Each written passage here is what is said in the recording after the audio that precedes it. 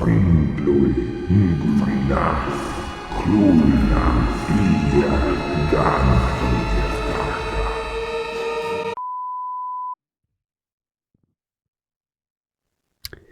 everyone, welcome to G&G, the place to be for everything that's not D&D. I'm Jonathan.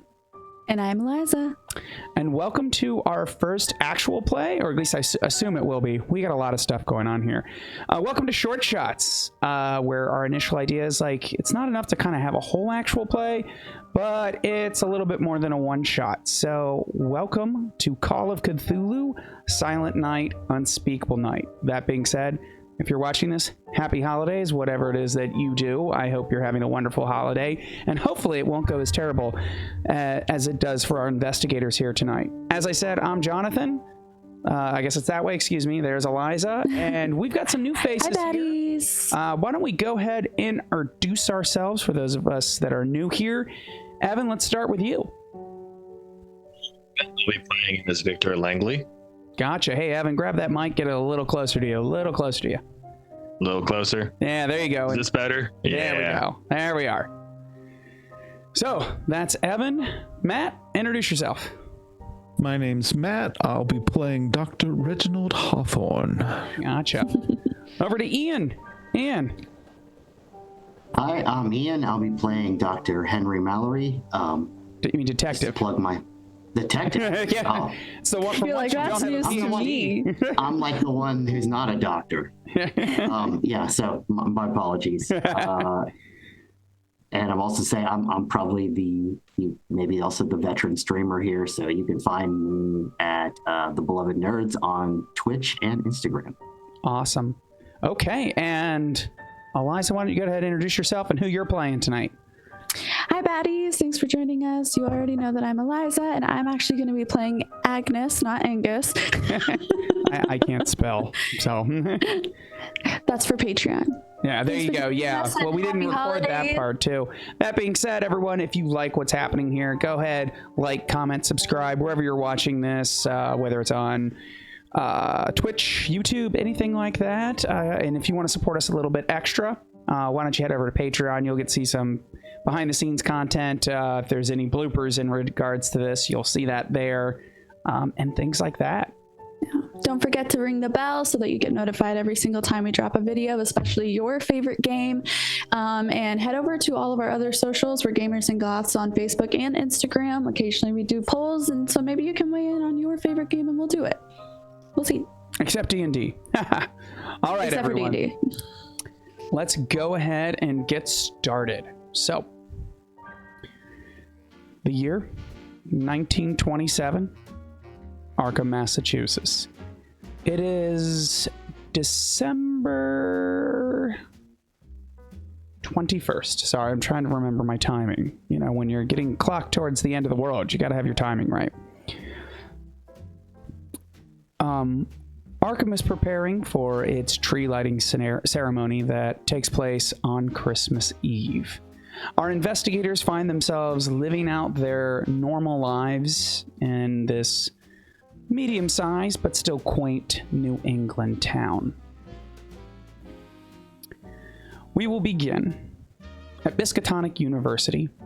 I'm not even certain how many buildings there is on the campus, but we're going to say one of the smaller adjunct buildings where we will find Agnes. Agnes is a graduate student studying musicology. And for those that don't know what musicology is, even I had to look it up when helping craft this character. Excuse me. It is the study of music, but specifically like how music was developed, how instruments were developed, their connections, and things like that. Agnes is a graduate student. Agnes, your current fascination is you're preparing for your one of your papers, and you're just researching connections between as festive to the Christmas spirit, Gregorian chants, carols, kind of the development of kind of a holiday music, which no doubt has connections to all sorts of Catholicism, but also all sorts of religions that influence Catholicism or Catholicism's attempt to influence other religions. What are you doing? We're gonna say it's about 2:00 in the afternoon. What are you doing right now? Well, as a very studious student who is doing a lot of studying on their hyperfixation project, I imagine that I'm in the library and I have tons of books surrounding me. I've commandeered a corner in between the shelves and made myself a little academic nest. And I want to be poring over paper, and I have maybe different music sheets, and some are in German and some are in French, and I'm getting very excited, clearly lost in my own world and forgetting everyone else around me. There you go. Well, nobody else is important, so that's okay. I'm scrolling down here. So as you are poring over your books, you will hear the familiar voice, and I do mean voice, of Maggie O'Connell. You know Maggie. Maggie is a music student here. Not necessarily here, because it is the 20s. Not necessarily here for any sort of degree. She just simply has a lovely voice and is being coached by various professors here. But to say that she has an angelic voice would not do it justice. You hear her, even though in the library you're supposed to be quiet. Her humming just seems to echo through the library. And you will look up from your text and see her moving through, and you two will lock eyes, and she will come to approach you. What do you do? Well, since I know who she is, and obviously I assume we already have some sort of rapport. Oh, yes, if we're in the same music. I'm choosing to say we have a good rapport. Yeah, oh yeah, absolutely. Yeah. So I'm going to, say hello. Maggie, hello. Agnes, she sits down with you. Pardon all of the books, I'm in the middle of something. I found this amazing carol, and I think that we could get something really fascinating. I'm not going to bother you. I'm sorry. It's fine. Carols, you say a great deal of it. I've been preparing for the celebration, the tree lighting ceremony, as all of the town choir is. And of course, I know you already have 2 solos. Of course, yes. The new music director is inspired, but he is working us ragged, she says with a playful smile. You can tell it's only 10% exhaustion, but more of excitement about the situation. No doubt rehearsals, you would know. Well, you're always welcome to come and hide in my apartment. I always have tea for your throat. Well, I might be needing that. It's not so much tea, though, that I need. My throat is, and my voice is quite strong, but I've just been getting a lot of headaches recently, but I think I actually Headaches? might. Yes, it's probably the late nights. I usually need my beauty sleep, but she says, kind of tucking her hair back. But late nights, so I might go see Dr. Hawthorne, see if he can give me something. Or not Dr. Hawthorne, Dr. Langley. My apologies. You should too many doctors. We have too many people with PhDs here in this game. Yeah, no, Mallory, you should absolutely do that. Wait, this is not Mallory. This is Maggie. Thank you, Maggie. We're all getting terrible with these names. Yes, Maggie, you should absolutely do that. You definitely need your sleep, and we don't need you collapsing in the snow in the middle of the ceremony. You have to be ready. That would be quite distressing. I see now that you've said it out loud. Now you've might have jinxed it, and she will. Hold on here. Oh, just what was that? Hold on. Let me look something up here.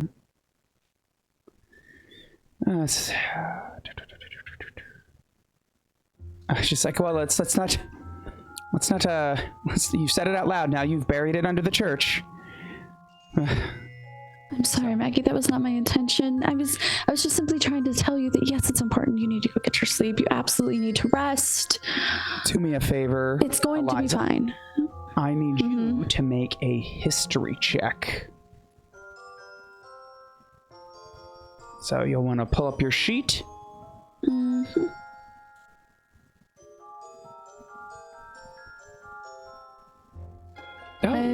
Is it not pulling up? There it is. There you go. Don't roll just yet. Hold on here. I'm going to see... Oh, that's what I'm turning down. There we go. Okay, you are not successful. Oh. That's okay. It's all right. It's you know, I mean, it's Cthulhu. You know, failing any sort of intellectual check could be terrible, have dire consequences, but at this time, it's not going to have much of one. Okay. So while you two continue your conversation, Dr. Hawthorne, for this moment, we will say, of course, just to move things along, you find yourself in the library of Miskatonic University. No doubt, any place a professor should be. What is it that you are doing? I'm perusing a colleague's recent publication. And what's it about? He's covering this fascinating tribe out from South America. Oh. And I'm intrigued. It's their cultural practices. They're so alien and fascinating. Ah, yes.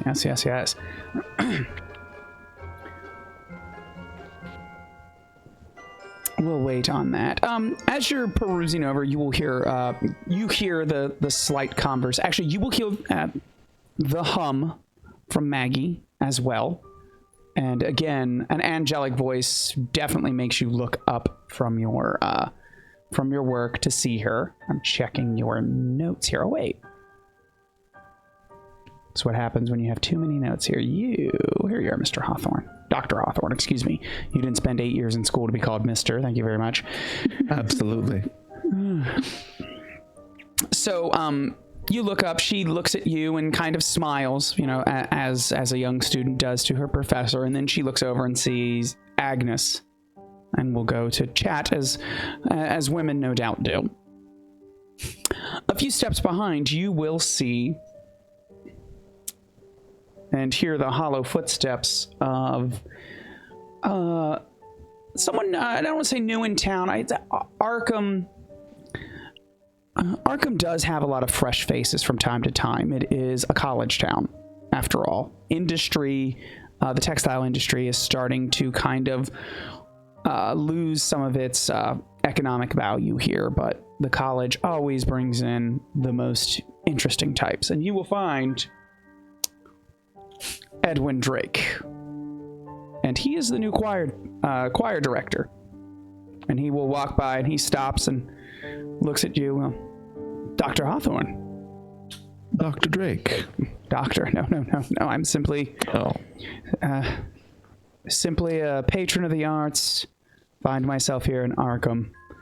I did well. He sits down, sets his briefcase with you next to you.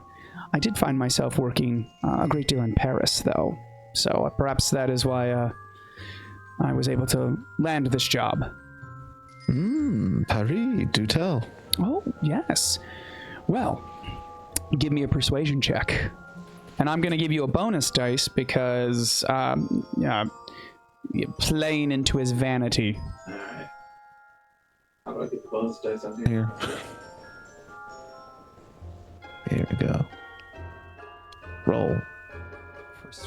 Persuade like 5 million times. Every single time it's okay. Every single time you failed. But you do get a bonus dice though. So I'm gonna click the bonus dice here for you because I'm curious. Can I bonus? There we go. Okay, got it fixed. All right, so no. All right, so that's fine. He will still gloat. You just might not get as much as you would have liked. Oh well. I worked at the couple years in the Paris Opera. I did a little bit of a research. He says, kind of nodding to you, no doubt, in regards to old operas. And as he says that, he kind of muses for a moment in his head and goes, but an interesting time, interesting reads. I can definitely see why some of them never really saw the light of day, as it were. Well, they can't all be Shakespeare, I suppose. No Don Juans, that's for sure. No Don Juans. He says, looking over as he sees Agnes and Mallory talking. Or not Mallory, excuse me. Jeez, you got me on that. Maggie talking. I had hoped that Agnes would have joined the choir, but it seems she's so wrapped up in her studies. Yes, I've not really heard her sing, but I do see her here from time to time. No doubt someone studying musicology either can sing or perhaps piano, something. I'm actually curious. I've yet to really speak to her too much. Do you mind, Dr. Hawthorne, perhaps an introduction? Absolutely. Oh, yes. Ladies, pardon the interruption. Hello, Dr. Hawthorne.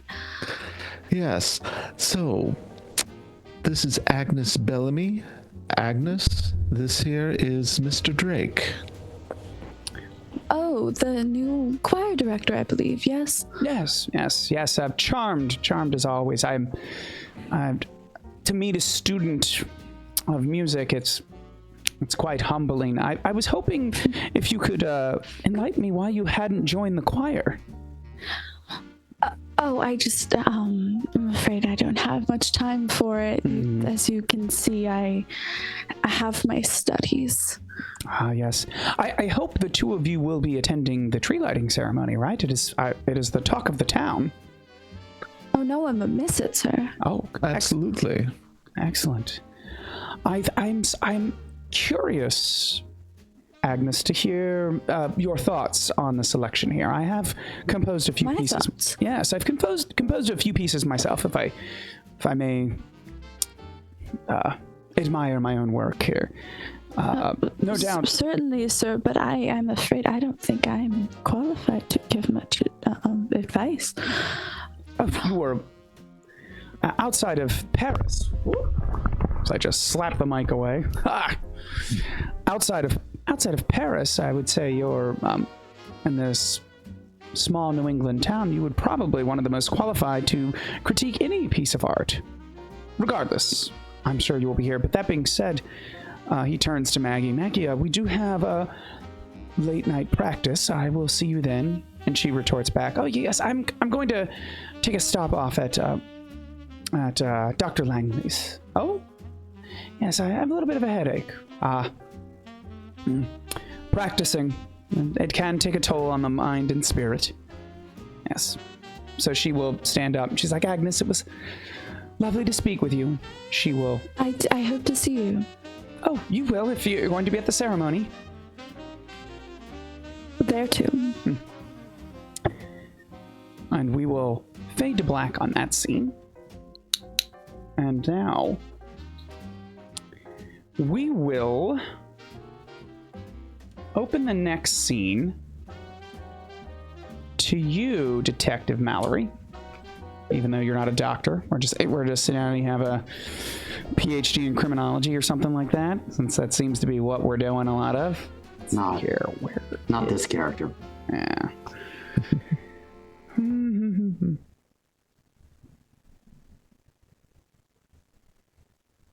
Okay.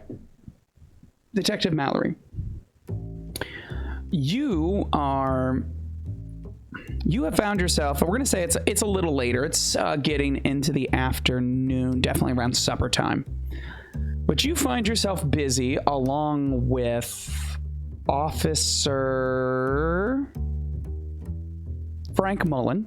He's with you. You two have found a new man in town. You no doubt assume he's either just passing through or is attending university. Sometimes it's hard to keep track of everyone, especially someone, this is not quite student age. He's definitely looks like someone who would either be a professor or has graduated. He is a little disheveled, and he, as far as you and Officer Mullen can tell, he has had a little too much to drink. And you found him at the bar, being a little bit of a public nuisance. You and Officer Mullen have decided you know what? We're not going to throw him in jail. We're just going to take him to Dr. Langley to see if they can just sober him up and get him on his way. So, how does the scene unfold, Detective Mallory? Well, so I'd probably all right, officer, we're gonna go ahead and we're gonna get this guy some coffee and a cigarette. That's probably the best way to do this. Yeah, he has a good grip on him. You know, he's putting him in the car, and this guy's just kind of he's kind of ranting and mumbling, and you guys can barely understand it. And he pushes him in the back. Ugh. All right, to Langley's. Yeah, we'll drive over to Langley's. You driving or am I? Why don't you drive? I'm gonna talk to him a little. All right. Ugh. See if I can shut him up for 10 minutes. All right. So Mullen hops in, starts the car up, and in the back there's the man's just kind of like, I'm supposed to meet someone here, a friend, and I have to warn him. You need to take me to see the doctor. All right. Hey, do you want to smoke? Yes, I need one. It's just, I gotta keep my wits about me. Right, so I'll offer him a cigarette. Yeah, and he will take it, and as he's trying to light it, is missing it. And he eventually gets it. Like, Let me give him your hand. Like, you said you were on the way somewhere. You to meet a doctor?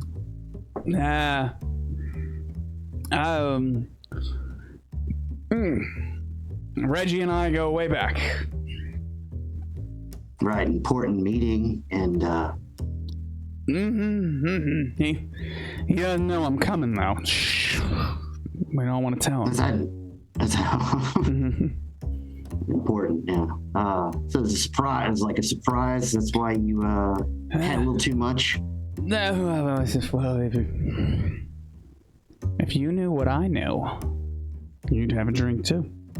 Maybe 5. I had at least 5. It's a little early for 5 drinks, even with the holidays. But yeah.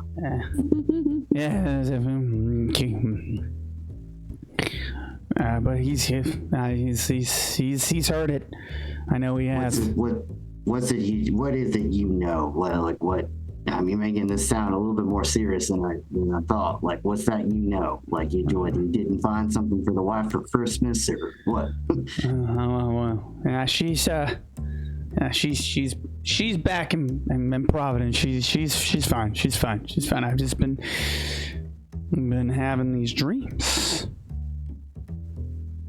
and something told me that I need to come here. And I normally, you know, dreams and dreams, but I had to be here because I had a dream about the theater.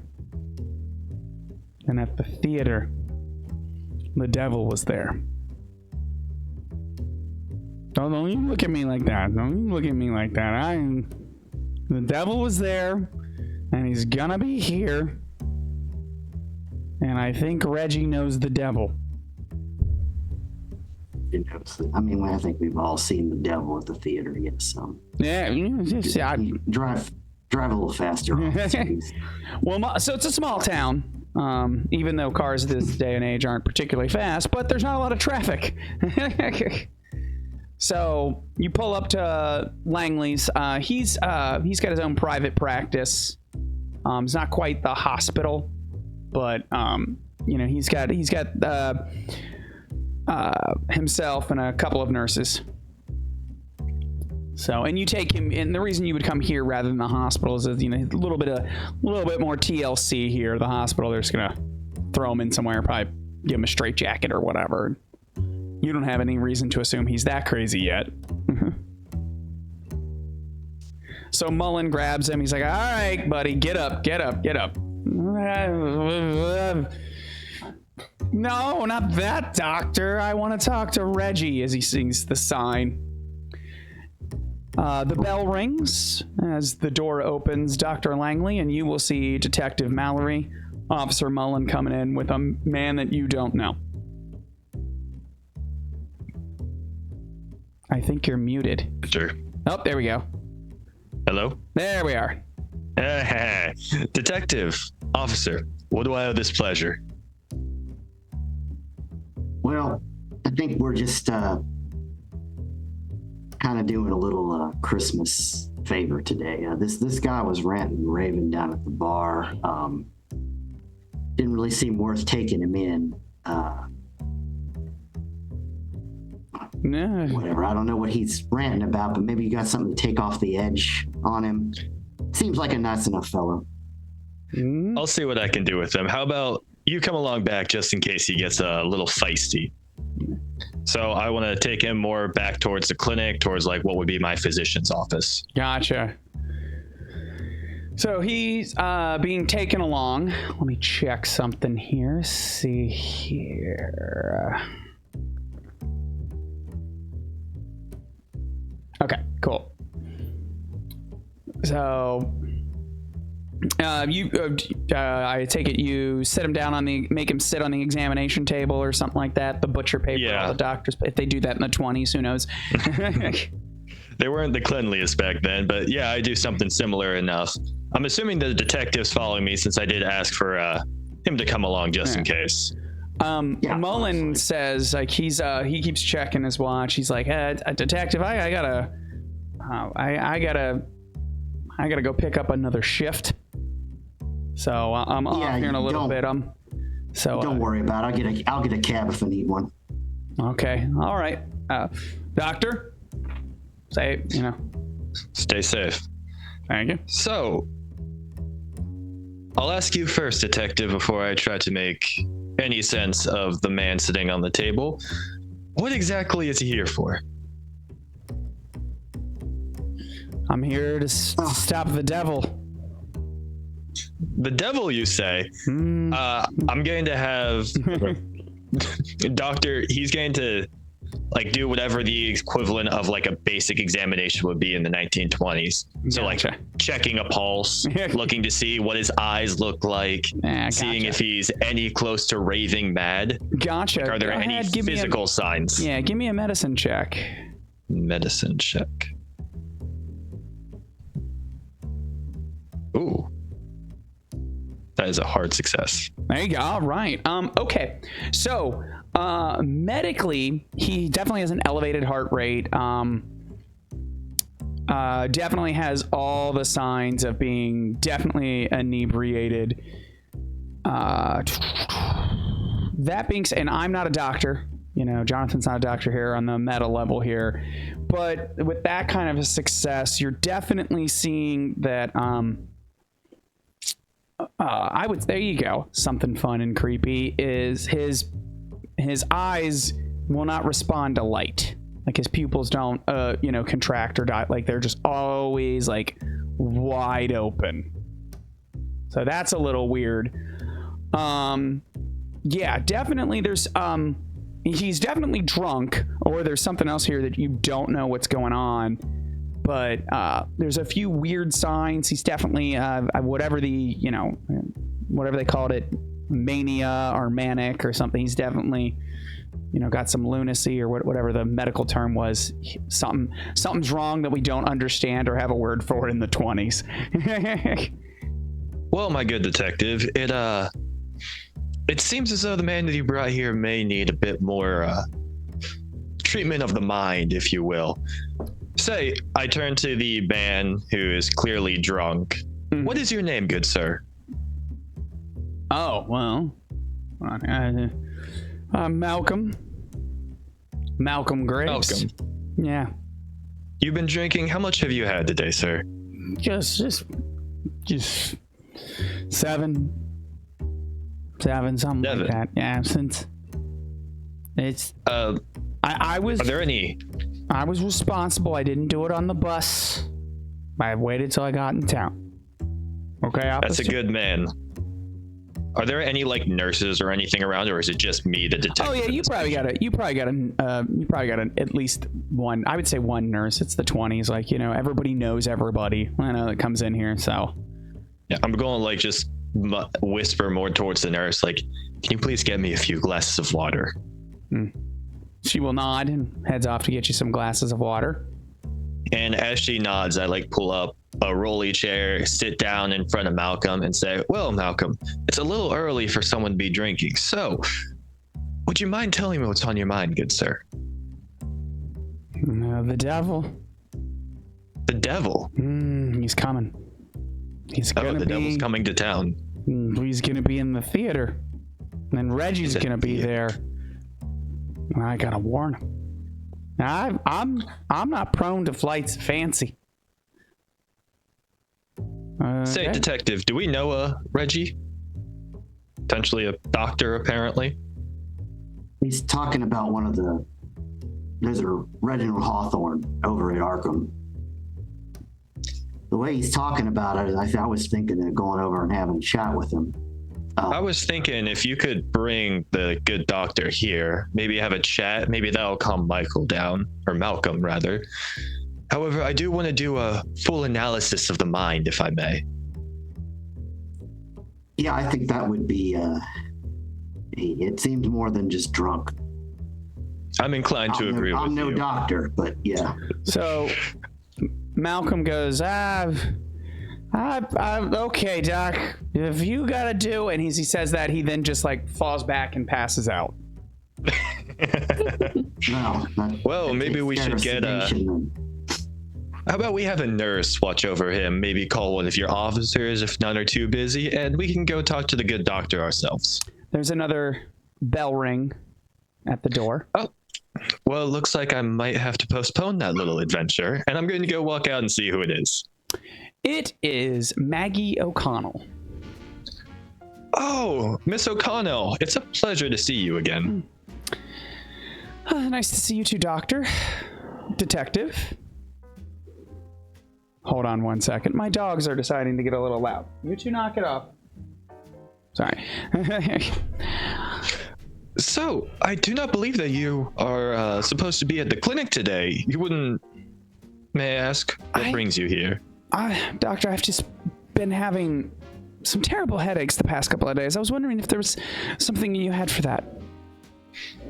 I do have quite a few things for it.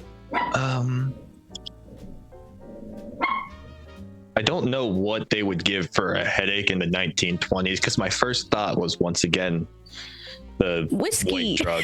Yeah, whiskey. I just pull a just a cabinet. All right, we're gonna let's Google right there. What was given for headaches in the 1920s? How do they cure headaches? That's probably a little too far back here. I bet it was just still aspirin, actually. I mean, I don't know. Migraine history. Gotcha. There's ergomine tart, apparently in the 1930s. Whatever it is. Okay. I was hoping I would have a quick answer for that, but my brain went straight to just like, be sure to check their cocaine levels. Exactly. That's where my mind went to. That's like that's like the 1890s. You know. Like, no, they were still prescribing cocaine in 1920. But anyway, I will mention offhanded about getting her something that's whatever the equivalent to like an aspirin was in the 1920s. Gotcha. Something that's like non-invasive, could even be like a placebo, because, you know, I'm a doctor and I probably don't believe her. That's just your ovaries. That's what it is. Something like that. That wandering womb. It's just in your head right now. No, in all seriousness, I will. Exactly. She is more hysterical than Malcolm over there. Yeah. In all seriousness, I'm just going to give her like whatever the equivalent. Yeah, no, that's fine. So she's like, I will assume she's taking it with water, whatever it is, you know? Yeah, water probably. It should work in maybe a couple hours. If not, by all means, see me after.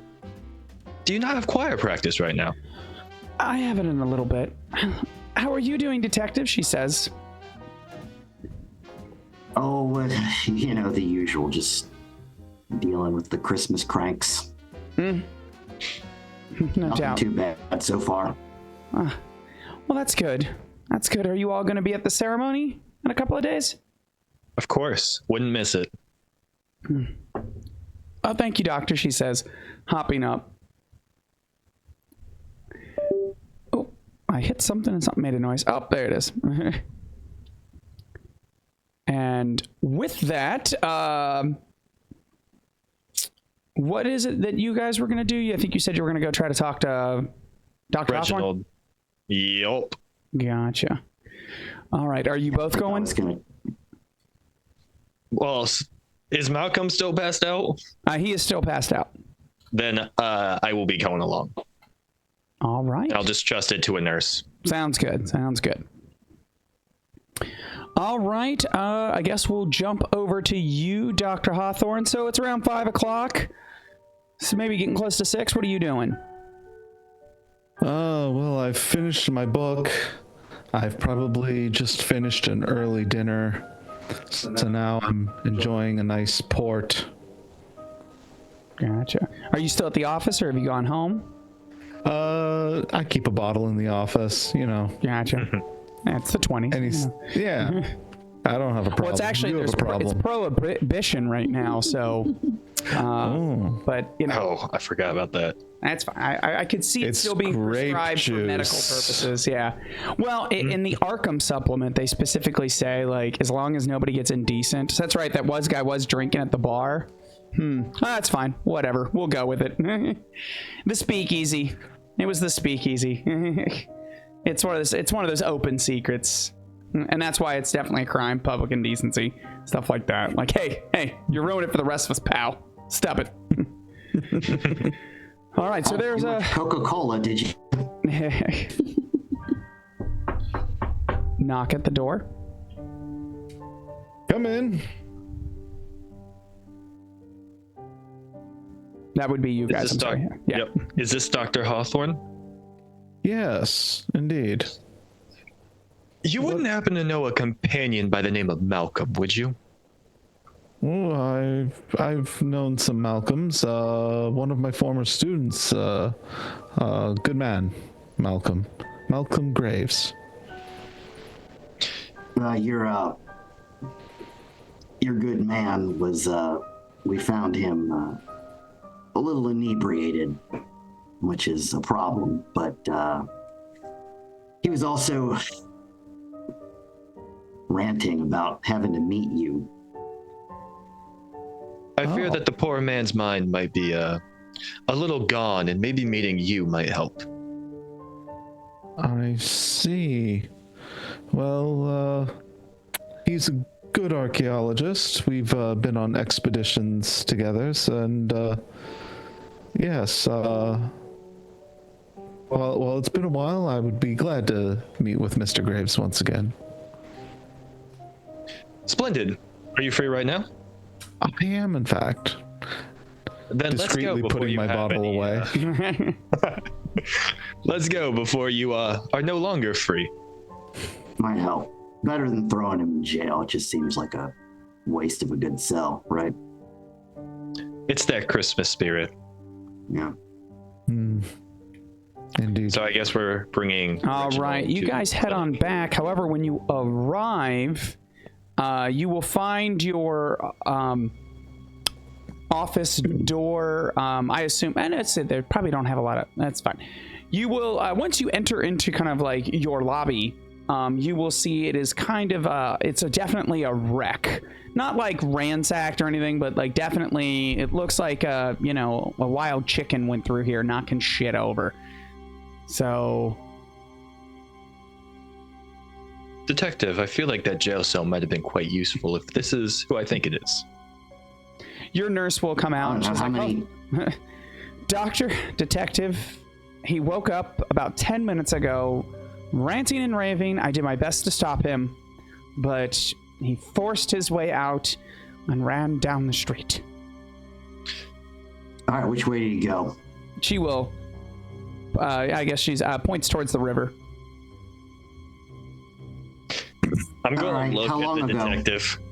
About 10 minutes, she says, kind of straightening her minutes. hair. She's a little dear. She definitely looked like she was pushed or not really. She wouldn't really. She's definitely not hurt. She was manhandled, kind of thing. All right, Well, look at the 10 detective. minutes. I think we can catch up with him. I believe that would be a great idea. We could possibly Why use a don't you- car. I imagine that like my clinic would have like a vehicle that we could use. Well, let's. We're gonna make Doctor. You're gonna make a luck roll. Okay, because at this point in time, like nearly, I think it was about like nearly like 40% of people had a car that could like afford one. So I feel like you could. So let's see if you, rather than roll the credit rating or anything like that, you know, I'm not gonna worry about that. There you go. I think I got it just under the wire. Oh, there you go. There you are. Yeah, you just bought one. You just bought one. You know, like, you We go. can track him in my new. What are car brands at this time called? I'm Like, not is even it like a Volkswagen? You would have a Ford. Is Ford? We can use my Ford new wasn't Ford. in the 20s, was it? The Model Yeah, it T. was. Yeah, the Model Yeah, it was T. like, Model T. yeah, I think the new brand of car is called a car. Okay, yeah, Model T was in They just- 1908. They've just sort of come into existence. 1920. But yeah, no, like, Let's see here. We got Model T. It says here's some details. But okay, yeah, so the Model T was definitely there. It's there. All right, cool. You I don't guys. think we have to crank them up anymore, at least. Yeah, exactly. All right. Well, so you guys hop into your vehicle, and for narrative purposes, you are unable to find Mr. Graves at this Could time. if he just went, okay, if it's just narrative purposes. Yeah, for narrative purposes, That's the yes. issue. We want to get to the meat and potatoes rather than, Hunting down a random dude. yeah. Yeah. So, will that I be? just hope he didn't fall in the river. Yeah, exactly. Yeah, there you go. All right, he's either hiding or he's dead in the river. One of the two. Sounds like I'm downstream's sure his- problem. I'm sure his corpse will not show up dramatically later. All Well- right. Dr. Reginald, if our man has disappeared, I feel like it's great for me to tell you, if you were not previously informed. I do not remember if we mentioned this, but apparently you are going to be in a theater with the devil, according to your good pal Michael, or Malcolm. You did neglect to mention this. He was having some psychosis issues. You can see why we didn't take him to the station right away then. Yes, I I should have put him see. in a straitjacket of sorts. I see. The devil. Well, Mr. Graves is a bit touched. We went on a expedition together, and well, it ended poorly. I don't want to go into it, but Poorly like No details if malaria necessary. or Like malaria. we'll just say poorly. All right. Well, hope if he does turn up, please let me know. I'll put in a call to the station to I'll let the footbeats keep an eye out for him. You'll be the first to know, though I may have to send one of my nurses to make sure I can hold the man down properly. Okay, and that's where we'll fade to black. Everyone, we're gonna go ahead, take a quick break as we get to the tree lighting ceremony. So stick around.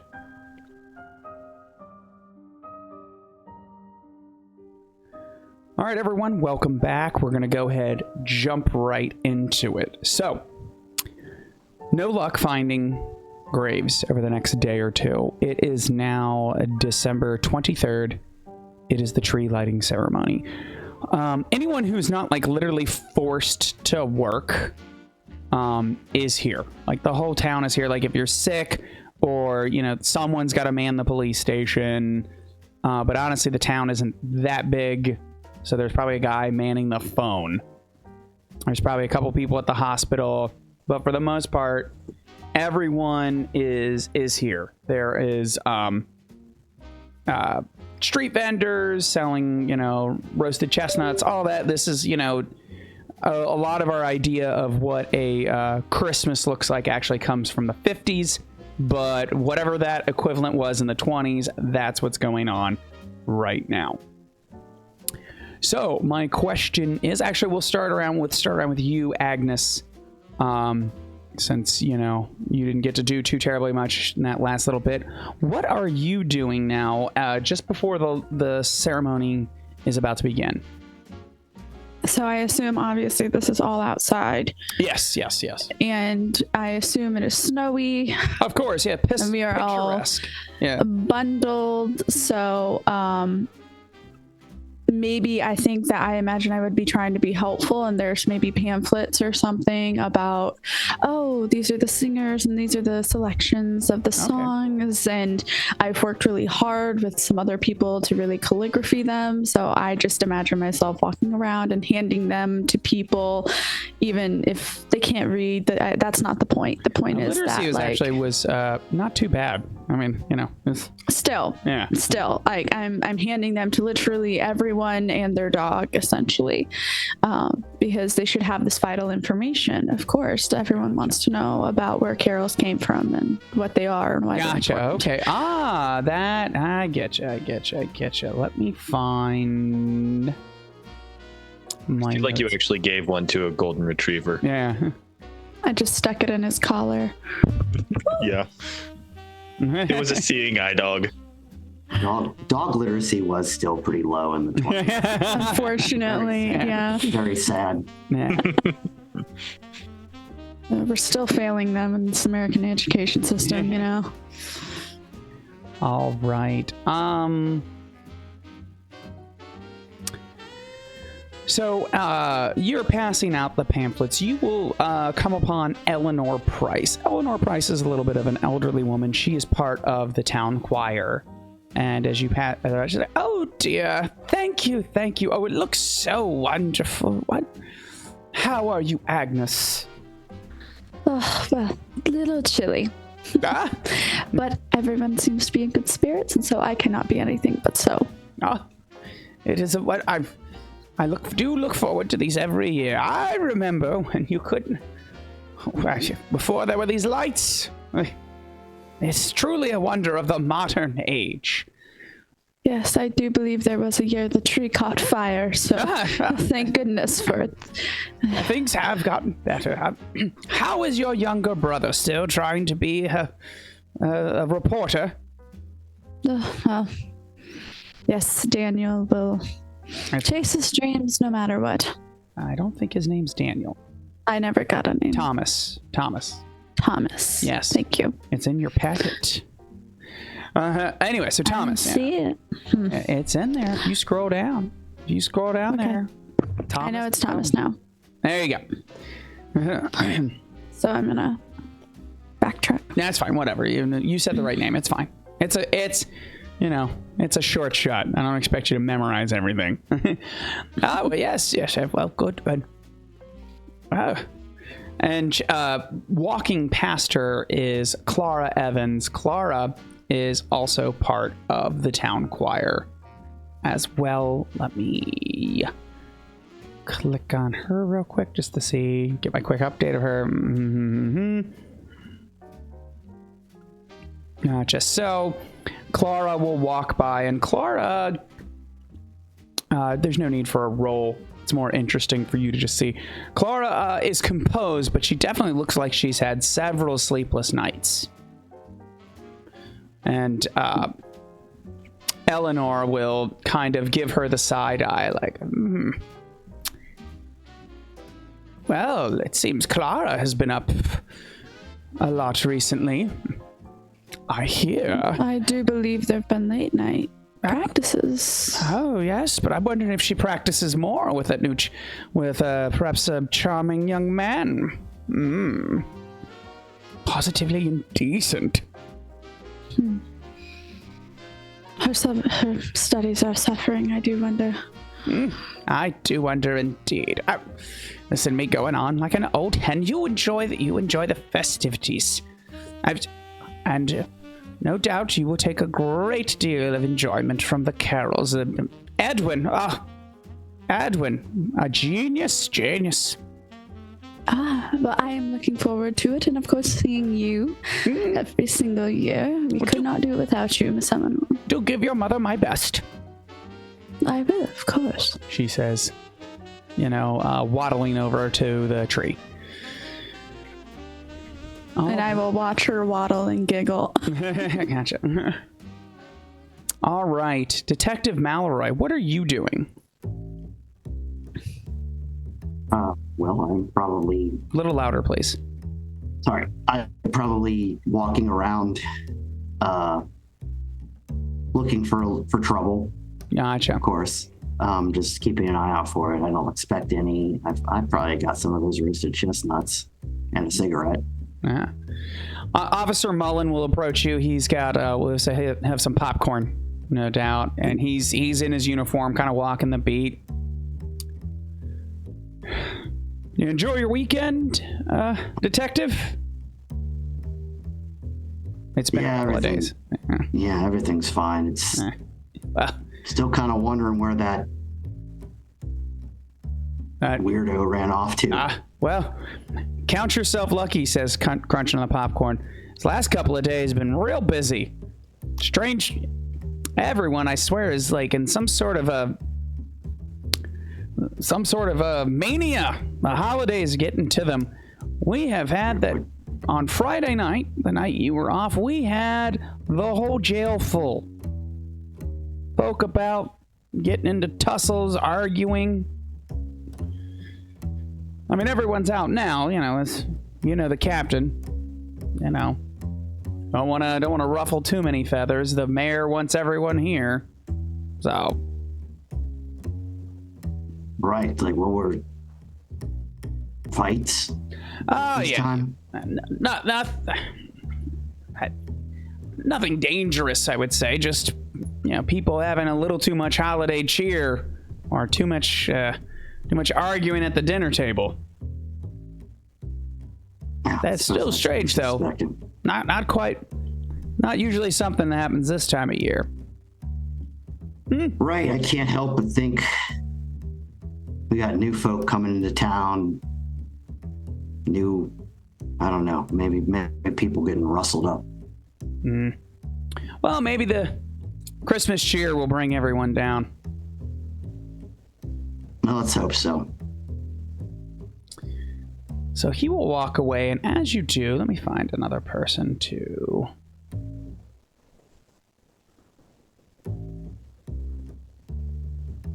So a young man approaches you, and you recognize him as Thomas Bellamy, Agnes's brother. And he's got the hat, and he's got the notepad, and he is walking towards you.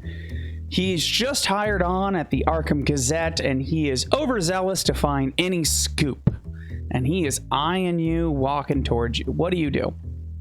I am turning around and trying to walk the other direction, hoping that he does not see me. Gotcha. All right, well, give me a stealth check.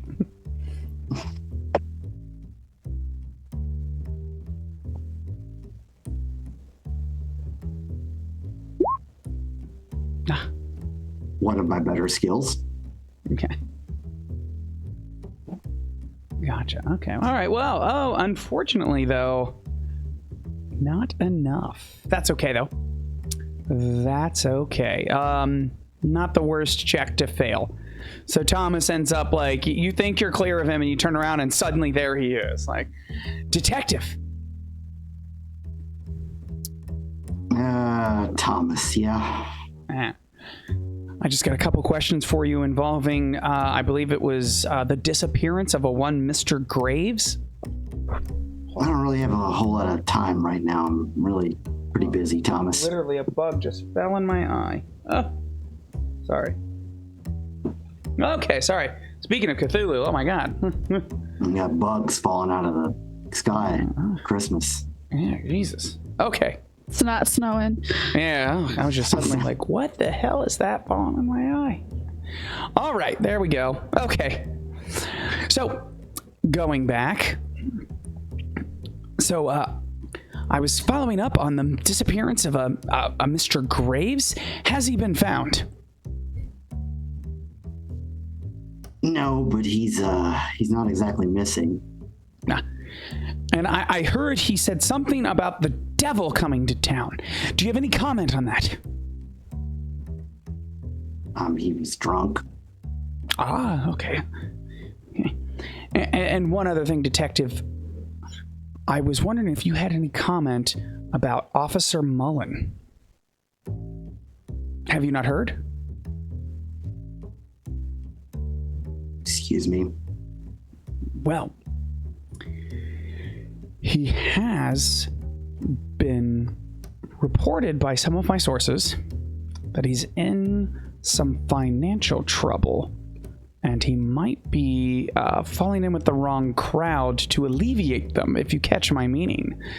I was wondering if you had any comment in regards to that. I'm going to reach over, Okay. push his notepad down in a very, very aggressive cop kind of way. Gotcha. Thomas,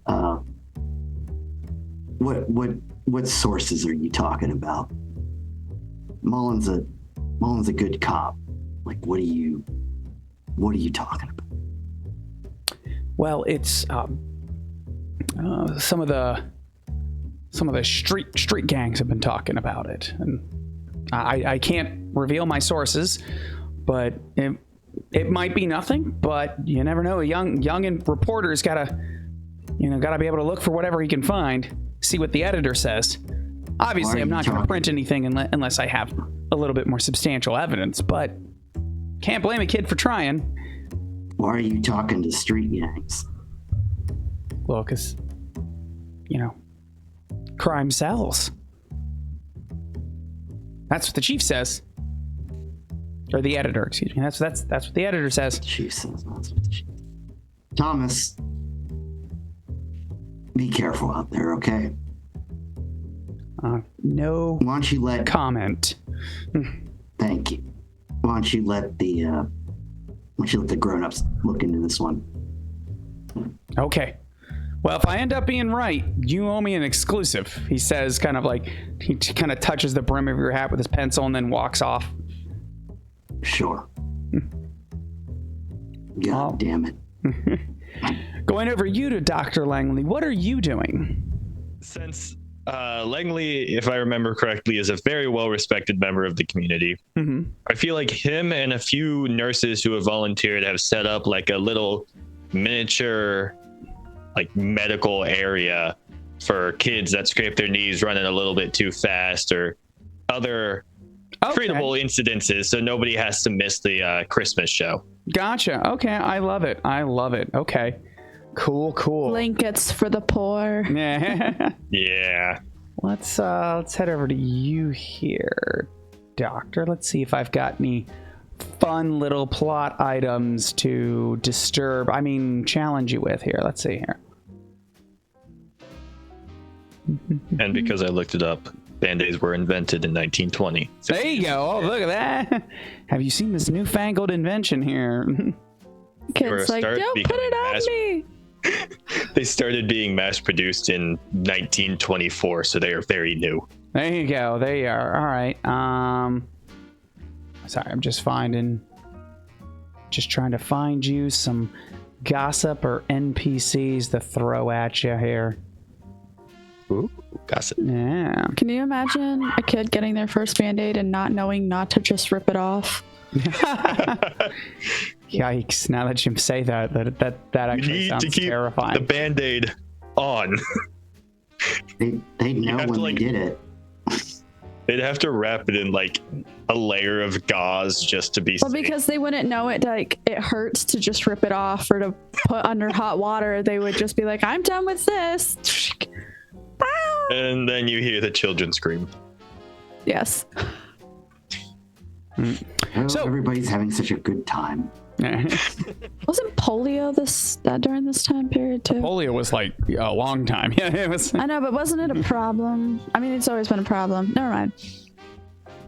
Oh yeah, it was. You're thinking, you're gonna be like, yes. No, I mean, I think we didn't have the vaccines around yet though, or What like, Yeah, was it, vaccine- the Spanish yeah. flu. What happened during the 20s? I'm thinking of that was like just terrible. I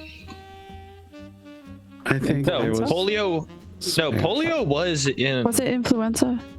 I mean, there's always influenza at this time because antibiotics weren't penicillin, from what I researched, was kind of discovered and is being worked on, but it is like impossible to produce in mass quantities at this point in time. Like people are aware of penicillin, but like very specific people, and the idea of trying to produce it on a large scale right now is just like unthinkable. Yeah, So- Spanish flu epidemic ended in That's what it- 1920. That's what I thought, is that there was like this, because everyone always talks about it's always the 20s of the century that have these epidemics, and that's why it happened in 2020. Like everybody, anyways. Yeah. Sorry, I'm rabbit trailing. All right, so Dr. Langley, as you're over there giving out these newfangled Band-Aids to all the kids that, you will see Daisy Bellows will approach you. And I did not include this in your story, Dr. Langley. Are you married? Hello? Hello? Yes, are you Yeah. married? I am not. All right, well, there you go, Mr. Eligible Bachelor with a medical degree. Daisy Bellows will approach. She is one of the town's school teachers. She'll be like, and as you're no doubt, of course, doing the charming doctor kind of setup here, putting the Band-Aid on, like, oh, you run along, you little rascal. She has a very pleasant smile on her face. Oh, Miss Daisy. Is there something the matter? Oh no, it's just very, very thoughtful of you, Doctor, to be so generous. She says, like, looking at the Band-Aid, like, no doubt these are quite expensive. You'd actually be quite surprised. They most recently started being able to produce them. It's quite the feat, especially when you consider that the Band-Aid was created initially for cooking. Oh, really? Oh, you're just Yes. full of fun little facts, aren't you, Doctor? She says, smiling and blushing. That being said, after she's done blushing, her eyes kind of seem to go over your shoulder as if she's watching someone else for a second, and she has a little bit of a grimace. Is something the matter, Miss Daisy? I'm sorry, Doctor. She kind of indicates by me, like, I just get a bad feeling from that man. And you look behind. Check who's behind me. It is Edwin Drake, the choir director. He is starting to usher people to the stage as the warm-ups are about ready to begin. I have not interacted with that man before, have I? You may have, like, quote unquote. It's a small town, as in, like, it's a city for the 1920s. Like, there's still a fair amount of people here. So it's possible for you to meet, but I would say. Plus, doctors' clinics sold all sorts of things, that people might want. You might not have had any extended interaction with him. That I think is 100% appropriate to say. Well, Miss Daisy, I am quite certain that speaking ill of a man is not the best thing, especially for the holidays. Is there anything else I can help you with? Oh, she seems to, kind of get lost in thought for a second. Nothing really. I was just, coming by to say hello. She says, kind of giggling, a very small giggle. She's like, and then we'll try to conveniently come up with an excuse to go off and do her own thing, as now she is flustered. Well, I suppose I say goodbye to Miss Daisy and then go back to reorganizing my stuff. Gotcha. Dr. Hawthorne, what are you doing? Well, I've just finished packing my pipe, and I'm smoking it in the brisk, cool air, bundled up with my coat. And I light it and then puff thoughtfully while watching the stage where Mr. Drake is getting everyone filed and ready.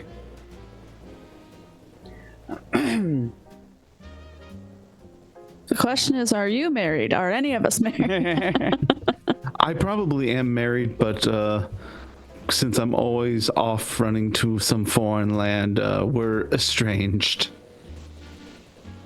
Sad. Not even on Christmas. Oh, I'll be home, dear, I promise. I gotta go get another quart of milk.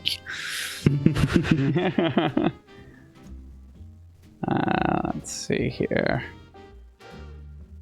Kitten? No. All right. So you're just watching the festivities? Yes. Gotcha. Smoking. Gotcha.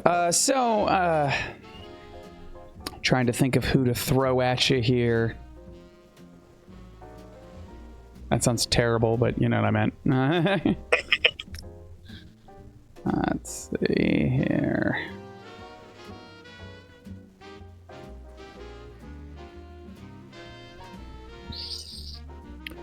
I'm thinking too long here. I think we should probably just, let's see here. If it's GM, I'm walking over with a pamphlet. Oh, there you go. Yeah, I'll let you two have some fun. Go ahead. There you go. Yes, take all the work from me. I love it. Go ahead. Yes. Do the work. Dr. Hawthorne, here you are. I think you would appreciate this. I worked extra hard to talk about all of the carols and make sure that everyone knew their origins. And I also have a page with the lyrics, should anyone want to sing along, in the order that they will be seen in the show today. Oh, Miss Bellamy, you are, as always, quite studious. Thank you, Professor. Is your wife not here today? I really thought I'd be seeing her.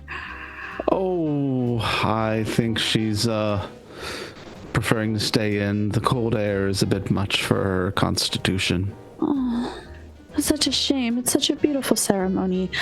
Maybe I should call on her. I could take one of the pamphlets and make her some tea. That would be lovely. I would not mind having you in our home. Is there a time that works for you, sir? Well, I'll tell you when what. When does your wife not nap? It's important to let elderly women have their naps. I've learned that. Oh my God. At my mother's age. Oh, I'm elderly now. I meant no offense. I'm so sorry, Doctor. Oh my goodness. That. No, sir. You are so young at heart. I apologize. Dr. Hawthorne, do me a favor. Yeah. Make a. Just looking at it. What was it? I think it was. I was literally just looking at the skill. I want to say it's history. History or history Arkham? This is specifically just a generic history check. Jesus, welcome to this game where it's that's one thing I hate about Call of Cthulhu, man. It is just brutal when it comes to dice rolls. All right, there you go. Never mind. Unless you want to spend like a ton of luck, but I don't think it's worth it this second. So, no. All right. I take Agnes's pamphlet and glance it over and gotcha. Just say, well, how about after tonight's celebration, you come on by? I'm sure that Mildred won't mind. Is it all right if I bring my brother? I'm afraid my mother's been feeling very ill and I've had to keep an eye on him. But he's full of very interesting conversation if you don't mind rambling. Oh, certainly I wouldn't mind having the young man come along as well. Yes, and since our father's death, it might be good for him to have a man to look to. So, yes, that would be great. Thank you so much. Of course. Anything for you, my dear. Well, enjoy the show. And I'm going to boink, boink, boink, boink, boink to the next person and like grab a kid by their scarf and be like, did you get a pamphlet? Take this, kiddo. I'm over here hustling. Merry Christmas to you. All right.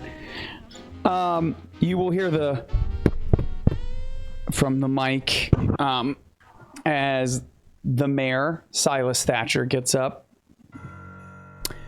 Welcome, everybody. Welcome to the wonderful tree lighting ceremony of Arkham. I see many wonderful people of the town here. Oh, yes. And he'll, pick out a few, local celebrities here and there. Like, oh, yes, there's our chief of police. I have a round of applause. Thank you. Yes, well. And he's like, he'll turn to, we'll say, let's see, trying to think. There's probably a local judge. We'll turn to the local judge. He's like, yes, and judge, if you'll do the honor. And he's, there's a ceremonial switch that he flips, and illuminating this large, wonderful tree for those of us in modern times. Not very bright, but in the 1920s, oh my God, blowing everybody's mind. That's what this is. As the typical hum of electricity. And he's like, and now? And then, like, as it's, going on, he's going to kind of indicate over to Edwin, who's like, and he will begin, they'll begin the carols, which initially starts out, it seems, it kind of flows together. It's definitely got the deck the halls kind of thing. Can they be singing Oh Christmas Tree? Yeah, there you go. Oh Christmas Tree. I like that. Oh Christmas Tree. Oh Christmas. We don't want to let Jonathan sing. He's terrible at it. But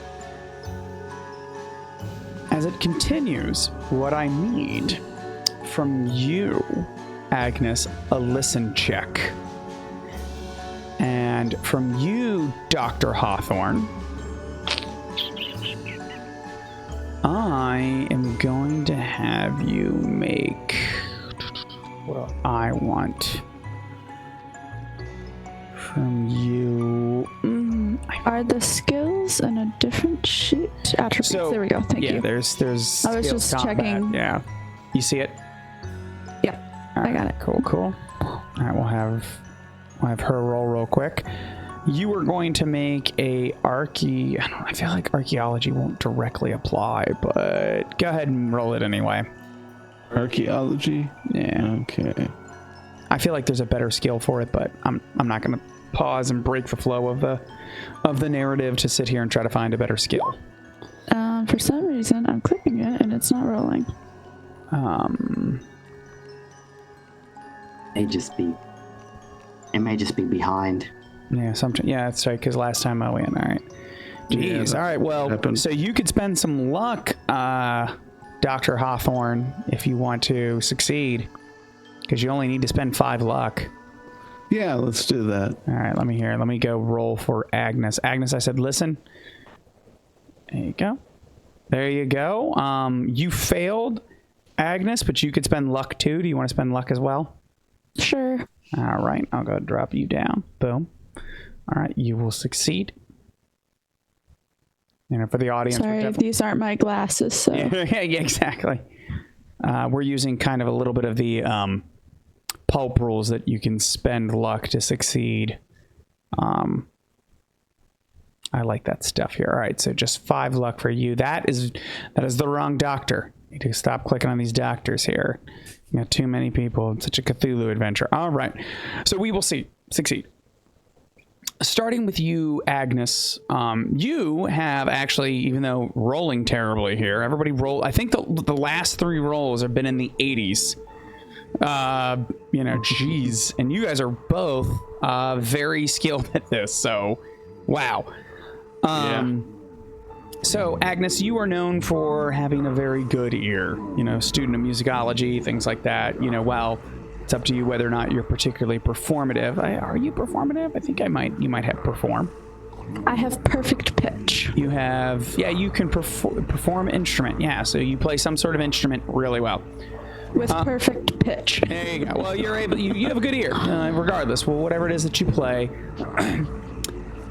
As the music continues, you hear these strange notes, tones in the music that begin to unnerve you a bit. It's weird for you to hear. And you almost feel as if you may have heard these notes before, but definitely not from any Christmas carol. And you're not certain where it's from. Dr. Hawthorne. Yes. You, on the other hand, will recognize this, where Agnes has picked up the notes. You're picking up as you're hearing this. It spurs to life, where you now go, wait a second. You now actually read the lyrics, where before you didn't roll well enough to notice that. Now you do. There is something strange about the lyrics that to you fill you with the sense of dread. And you're looking at it and you're like, these lyrics, they're definitely, just like lots of music where they will go into a foreign language. It's more of the melody for the people who don't speak that language. Mm-hmm. And it does remind you of, luckily for you, I have a bunch of stuff. Let me see here. I know Arabic, Ancient Greek, and Latin. Fancy.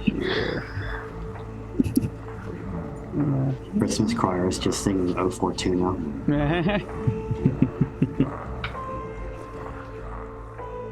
Oh, Christmas tree. Oh, Tannenbaum. Alright, where is this? I initially had... Let me...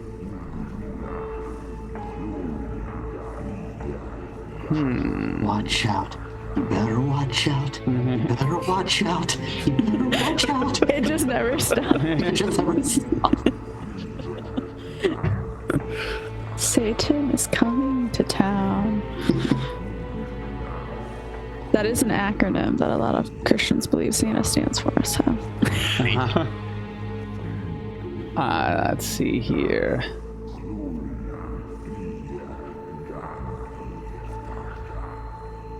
Gotcha. You, as you're hearing the lyrics, there is something that comes to mind that you recognize these lyrics from a book that you've read.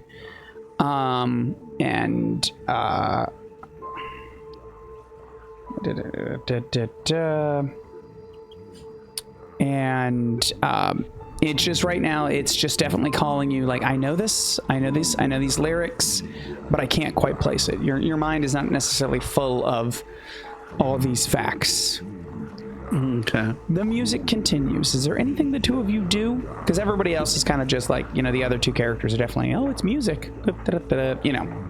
I want to kind of wander maybe around where the orchestra is to see if there's just an instrument or something that I don't recognize that maybe I'm hearing, because of course I have perfect pitch, and so I could not possibly be wrong. I am absolutely hearing correctly. Yes. Well, there's we're just gonna say it's there's just a 4-piece here. It's not particularly robust. Okay.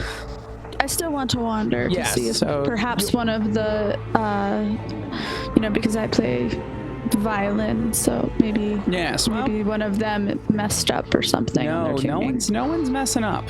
You haven't. I should say you're not getting the impression that anyone is either aware they're messing up or no one singing is dude, you're off, what are you doing, kind of thing. No one's doing that. They look like everything is just the way it's supposed to be. So now I'm more confused than ever because I should not be hearing these sounds. Gotcha. Anything else? I stop smoking my pipe. I pull it from my mouth and just squint and listen to the words and look at the lyrics on the page. And I'm just very puzzled. Where have I read this before? Gotcha. This is most unusual. Well, as you're considering like where it is, it becomes to Maggie. It's her turn to begin her solo, and this beautiful angelic voice just fills it. And like I said, it's even though you're hearing these strange sounds, it is now overpowered by the beautiful voice of Maggie. Although, Let's have a really good voice then. yeah, a couple of bars into the piece, she begins to falter a little bit, and you guys will look, because everyone kind of notices that, and blood will begin to like drip out of her nose, and then she will, as she kind of like does that kind of unconsciously, she then will just collapse to the ground and begin convulsing. Am I the closest to her? Because you are the closest to her. I'm booking it to try to catch her or pick her up or whatever. Okay, sounds good. I'm grabbing a first aid kit and Gotcha. I'm just sprinting. Maggie! All And I right. like pick her up. It says I'm a family friend of Maggie, so I will try to. All right, as she falls. I was gonna summon the doctor, but I'll clear the crowds. Gotcha. All right, so you start pushing people like, give him space, doctor. Is there a doctor in the house? Kind of thing. What are you doing, Dr. Hawthorne? Because it's probably not the doctor they're looking for. Yeah, not a lot of archaeology going to Yeah. go for a bloody nose. Quickly, let's bury her, and I'll be able to figure out what happened. I need a test unit right away. I move up with the crowd with curiosity, but I don't push in too hard.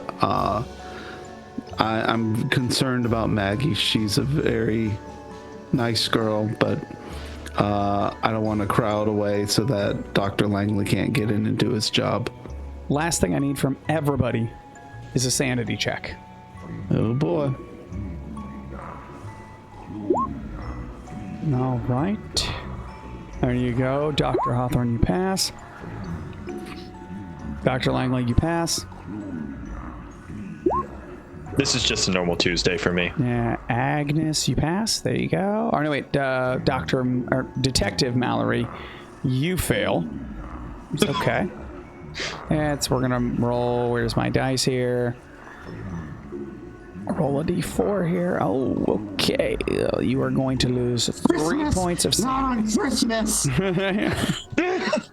One day of a year, I lower my guard. All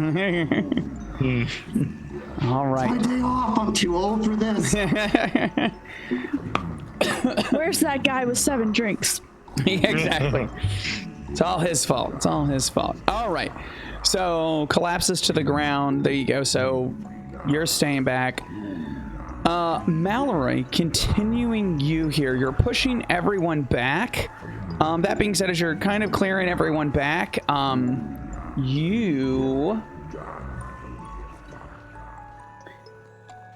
there is a character who will step forward.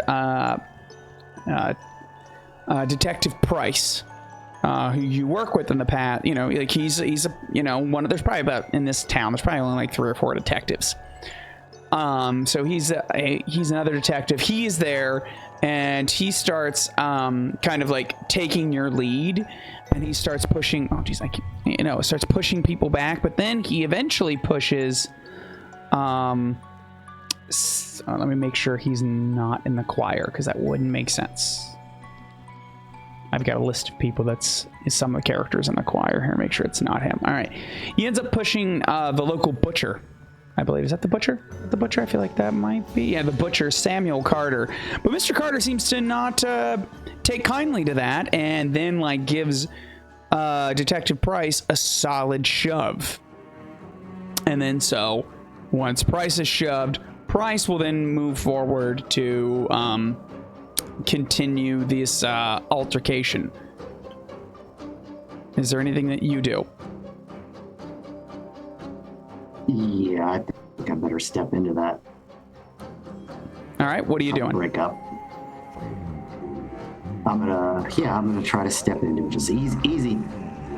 All right, are you going to try Gentlemen, persuade easy. or intimidate? What are we doing here? Well, let me look at the skills. Gotcha. Yeah, we better try intimidate. Okay, so that approach will be, more like, knock it off. One of those. Gotcha. All right, so I'll, There we go. Ooh, that's just off by 1. You want to... yeah, I'll luck that. You'll luck that. There we go. Losing sanity and luck might as well here. All right, that's just... minus, I mean, it's only, he's off by 1, so might as well. All right, so you're able to calm the two of them down. Price was initially coming in to, lay some good old-fashioned 1920s justice on this dude. That being said, it seems as if this shoving match is starting to spread to further into the crowd. As suddenly it seems chaos is breaking loose, and everyone, with the collapse of Maggie, seems to be like wondering what's going on. Everyone's pushing and shoving seems to be spreading some sort of discontent or discordance. Ooh. Dr. Langley, you have now approached Maggie. What do you do? So she's convulsing. Yes, and she's starting to froth at the mouth, too. Oh. Drugs. Dr. Langley, help her. Dr. Langley. Look. Drugs. Because I'm literally holding her. This is a cocaine stat. All of the cocaine that I have in this bag right You now. just pull out a block, just start slicing. Miss Bellamy, it's going to be okay. We're going to make sure that she gets out of this okay. Dr. Langley is going to heal over, kind of like quickly assess, and then he looks over. Who looks particularly strong? Like, is the choir still going? Like, what's going on right now? The choir, yeah, definitely choir. Like, are they still singing? Yeah. In the choir. Is she just convulsing? No, they've all stopped. In the choir. Okay. I wish. You know what? So, there is Thomas Green, who's the young apprentice carpenter. He's not a stocky man, but definitely, I would say he's kind of like medium height, but definitely, he's got a little bit of a build to him. He's not, but, there's definitely someone you would expect to have a little bit of physical strength, definitely. That's exactly what I need. I point to that man right there. Mm-hmm. And I just say, come here, boy. And just wave him over. All right, so he listens. Yeah, no, he comes over. You come over here right now. And as this is going on, I want him to hold her shoulders down. Mm-hmm. I want to hold her down while she's convulsing. We inject people in the 1920s, right? That's not a modern thing. Yeah, Yeah. I feel like there's a sedative I can give her that I have in my bag just in case people got a little too rowdy. Why not? So I'm going to see if I can inject with some kind of sedative. I'm getting to look. She's foaming at the mouth. I'm doing everything I can. I'm wiping the blood away, trying to stop her from moving. Everything that I can do. Is she breathing? She is still breathing, yes. Give me a medicine Does she have a pulse? Let's go do that medicine check here. All right. Is it medicine or would you want first aid? Either one. I'll take either. Okay, we're going to go with first aid because I feel like it's not good enough for a medicine. Oh. That's a success. Woo. Yay. Oh, well, there we go. This won't be in vain anyway, isn't it? Well, so I assume your eventual goal is to try to stabilize her, or at least stop the frothing, stop the symptoms from getting worse. Stop the frothing, stop everything. If I can get her to stop moving, then roll her on the side, see if there's anything caught in her throat. Gotcha. There's nothing caught in her throat. The whole thing. Yeah, the whole you're 9 doing yards. the whole thing. Put a spoon in her mouth because that's probably what you think is okay at this point in time. Make sure she didn't swallow her tongue or whatever craziness that is happening. So that being said, while that's all happening, Dr. Hawthorne, are you doing anything? At this point, I'm encouraging people to stop pushing at each other. Gotcha. Careful, guys. We're getting some echo here, so just let you know. Yeah. All right, so you're going to try to encourage people to stop pushing. Yes. All right, give me a persuasion check. Because I'm so good at that. No, you are not. You are not. All right. Stop it. Yes. You've accidentally said something that just makes it worse. Yes.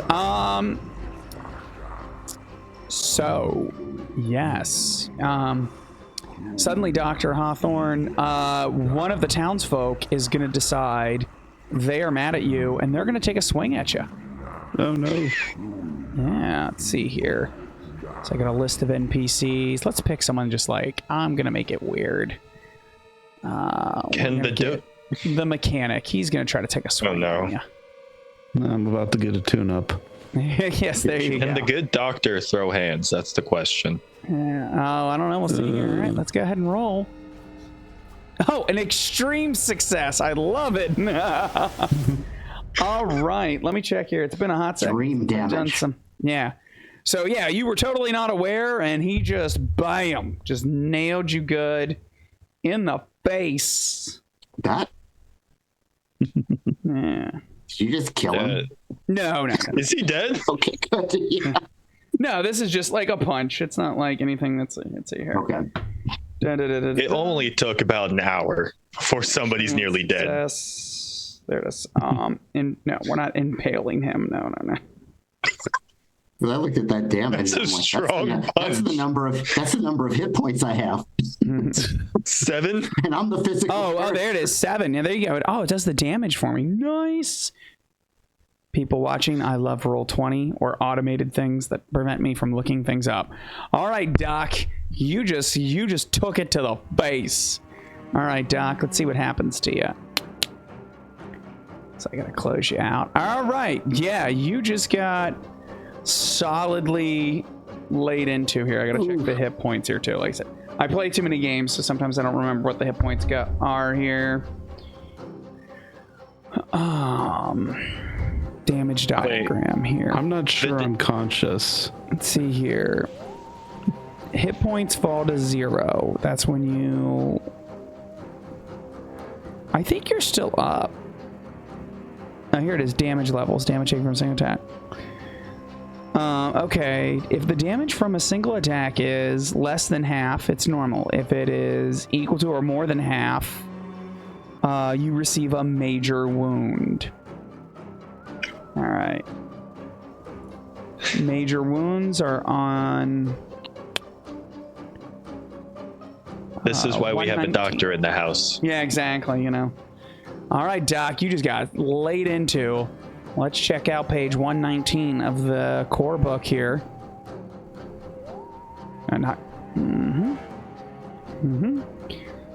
It's all right. I hurt his hand with my face. There you go. Yes, good job here. All right, major wound here. Tick the major wound box. The character immediately falls prone. You must make a successful con save or con check to avoid falling unconscious. All right, well, you just got... All right, Doc, you just got laid out. So you're like, everyone, no, out. Oh, no. And they steal his pipe. Yeah, there you go. Dude, no. You see this? Let's see here. Is that? There it is. I do not know. God, give me a spot hidden, I guess. So I'm kind of wondering if I'm going to have to pull like 19... Oh, I'm pretty good at that. 1920s cop riot control. Which is, You can guess what that'll be. Exactly. Billy Okay. clubs. Oh, you succeed. Yeah. So you see, there's definitely some fisticuffs breaking out, and you see Dr. Hawthorne take one to the chin, and only one to the chin, and he is down. But it's enough. He goes down Like academia. cartoon character. Academia. Yeah, he goes down like an academic. Okay. Exactly. All right. So I want it on a t-shirt. so are That the does sound inappropriate if we put that on a t-shirt. He goes down like So are an the other- academic. so are the other cops doing anything?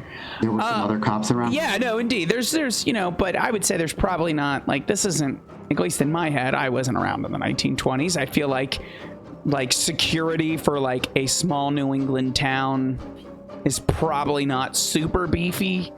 So for you, yeah, they're around, but you're not sure what they're doing because it's getting very chaotic in front of you. Okay. I'm gonna make a bold and urgent decision. Duty cops. I'm gonna make a bold and urgent decision, and I'm Okay. gonna assume this is just a regular. This is not a supernatural riot. It's a regular riot, and people are just getting a little rowdy. So I'm assuming I have my firearm, Yes. I actually think I have to add it to your sheet real quick, but go ahead. but I'm going to fire it into the air. Fair enough. Absolutely. As one should. I guess do that as almost like an intimidation check, if possible. Yeah, speaking of which, I should add that to your sheet here. Let's do revolver, because that's revolver.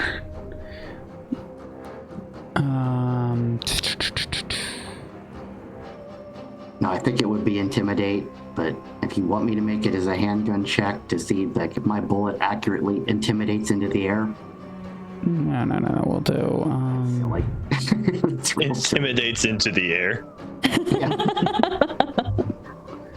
I don't know what this one. We'll just drop this in here. Boom. There we go. We dropped a revolver into your combat section here. Okay, cool. I see it. There we go. All right. Go ahead. So you're going to get 2 bonus dice on your intimidate check. Okay, so I just make the roll and then I add the bonus dice. Yeah, so we'll see if you succeed to begin with. So let's go ahead. Well, you succeed. If you want, so here, I'll do it real quick. I'm right here. I can just do Okay. 2. Sure. 2 dice, 2 bonus. There you go. Bonus penalty. Gotcha. A 3. That's weird that it does it that way. Yeah, you will take that. So let me check your sheet real quick.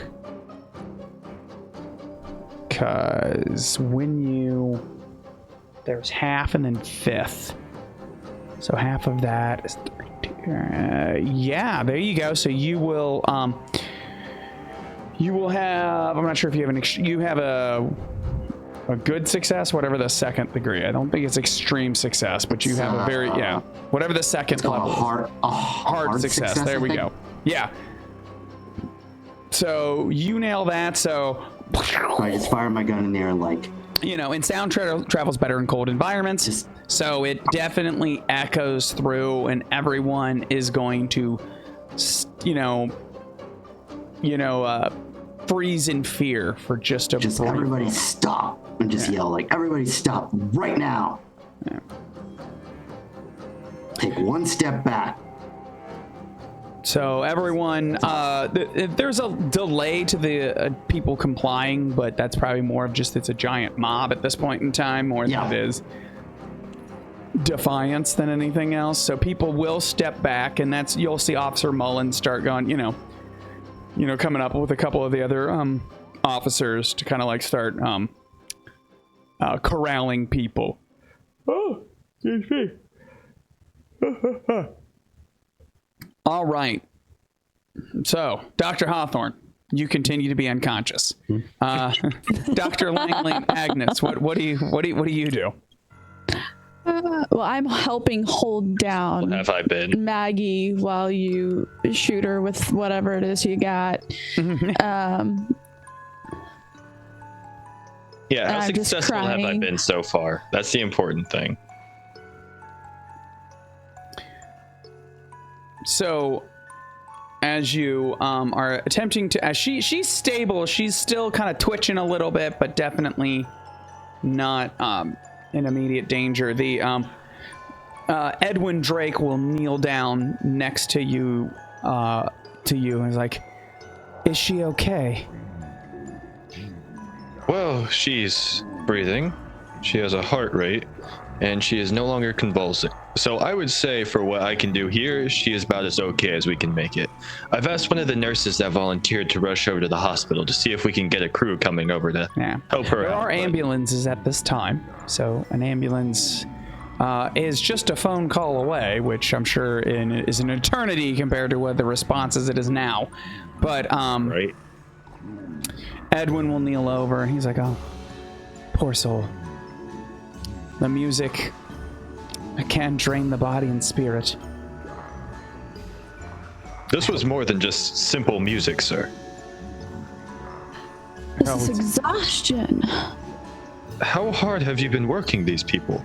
Are all of them going to drop down like this if we keep this up? We may have to cancel the rest of the concert.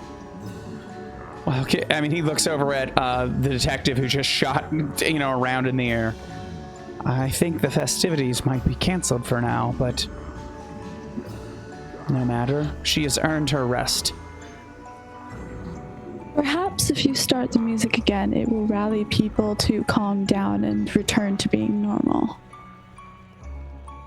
I would advise against that, Miss Bellamy.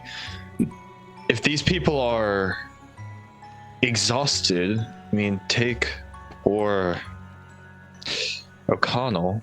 If they're just like her, then any continuation of this song may very well kill them. So the person you called over to help, Thomas, he's in the choir, and he's like, she has been working hard, but I assure you, Doctor, he says, kind of with a strong slap on your back, we're fine. We're fine. Can I do like a once over on this man to see how fine he actually is? Sure.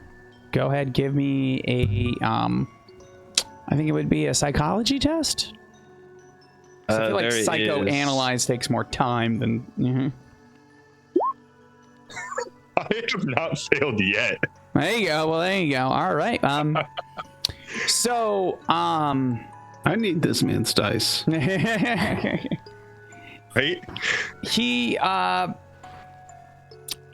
definitely, there is a look in his eye that you find a little concerning, but he appears to be in great physical health. I shine a light into his eye. So he will, Thomas. Hold still, boy. Just put your hand down. Do his pupils expand? His pupils dilate. They do. Everything's natural there. Well, I would like to see this girl off the stage before we continue. As would I. And it is awfully cold, and this costume is not sufficient. And I'm like taking off like my cloak and like wrapping her in it. No doubt. She should definitely be given medical attention. Edwin will turn around to everyone. He's like, everyone, go back to your homes. Let's go back to your homes, please. And it's he's quite the charming fellow. In addition, there's a gunshot and a bunch of cops saying, all right, everyone, nothing to see here. Disperse. We canceled Christmas. Yeah, we canceled Christmas. Sorry. The cops canceled Christmas. Sorry. All right. Has anyone checked on Hawthorne? I mean, I don't know if any of us saw him go down. Yeah, I'm kind of focused on the person with the Caesars right now. Did you tell us? I did. You did? I saw that happen. I didn't tell you yet, but I was gonna. Yeah. I was letting you guys do what you were gonna do, and then I once the things calmed go down, check on him. Check on him. Okay. I'm going to take what's left of my first aid kit, and I'm going to walk over to the knocked out doctor. All right, give me a first aid check. Before I do any kind of medical thing, I look him over. I feel like there's already like giant swelling on his chin where he got clocked. And I just like give him a couple slaps, see if he wakes up before I do anything medical.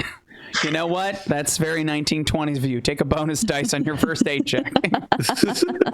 Yes, some first aid. He got hit in the face. Let's hit him in the face. Extreme success. Okay. All right.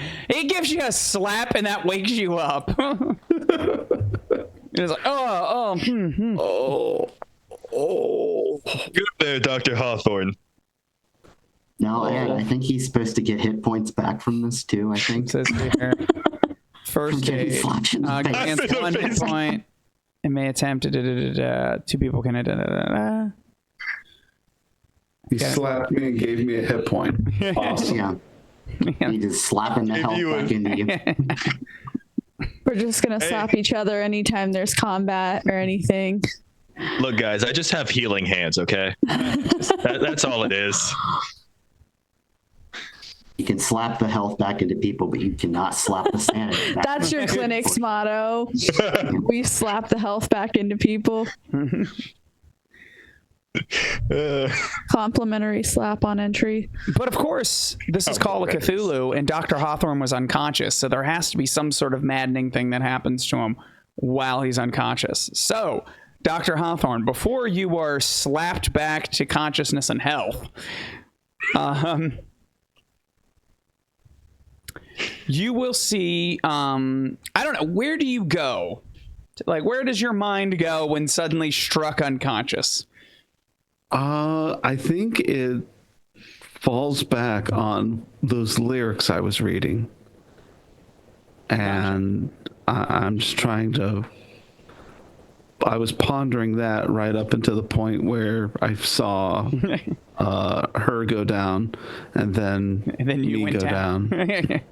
I was thinking of that until I saw a knuckle sandwich. A 5-finger discount, but whatever that is. All right. So you're pondering these lyrics, and now, you know, in this moment, you see yourself. Like you, if you're like imagine like, you know, dream sequence. You wake up. You are sitting in this red velvet chair, surrounded by other chairs. You are in the audience of a theater, and you look up. And there is a opera being sung. And it's charming at first, but the music really takes this strange tune. And it's starting to like really, you know, your heart races and you want to get up. You want to, actually, then the audience around you at first cheer. And then their excitement turns to frenzy and into madness as they begin to tear each other apart. You want to stand up and get free of this. But as you turn, there is a man wrapped in yellow next to you. And he will put his hand on your shoulder and he whispers into your ear. And he says... Dogs, knock it off. That's not what he said.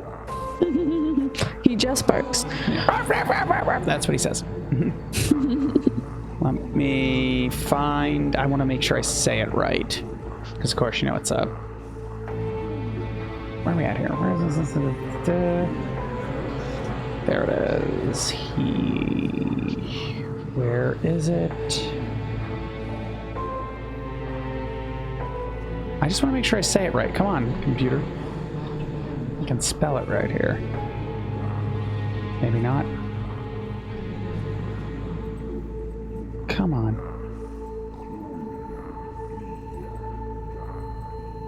Oh, there we go.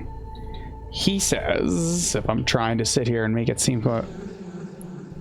He says, Carcosa. And then that's when you get slapped in the face and you awake. Now, you have to make a sanity check. All right. Does the devil slap him too? Or the man in yellow slap him? There you go, you pass. All right, so And now you have a terrible pain on one side of your face and a small sting on the other. And there is Dr. Langley above you. Oh, welcome back to the land of the living, Dr. Hawthorne.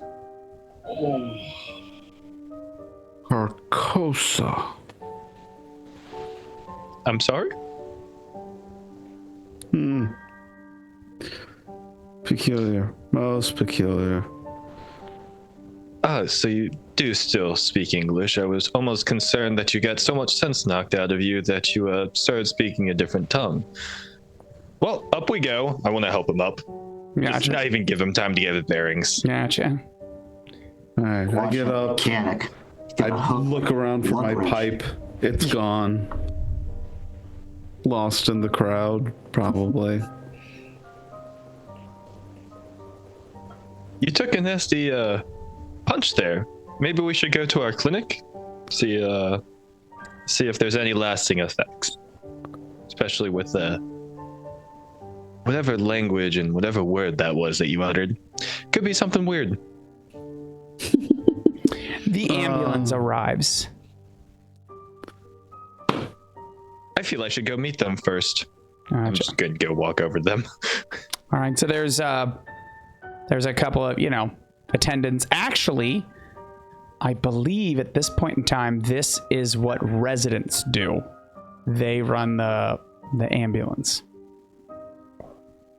So you will meet a couple resident doctors, and they will take Maggie. Are we taking the doctor as well, or Dr. Hawthorne? I'll see the Dr. Hawthorne in my own clinic. Gotcha. Yeah, I can get there under my own power. Gotcha. And Detective Mallory, Agnes? Does Maggie have family in the crowd? Are there other people I will that assume could go so. with her to the hospital? Yeah. Okay. Yeah. I just didn't know because that would change my decision. So I assume her family is already here, being like, "Oh my goodness." Yes. Oh my goodness. Oh, hi. So what are you going to do then, Agnes? Well, I was gonna say if she didn't have any family, I would go with her. Mm-hmm. But I don't want to be disrespectful, so I'm gonna go find my brother and hope that he doesn't need to go to the doctor because he is rambunctious and no doubt was like, "Yeah, fight, woo!" All right. And Dr. Mallory, what are you doing? I'm still not a doctor. Oh, that's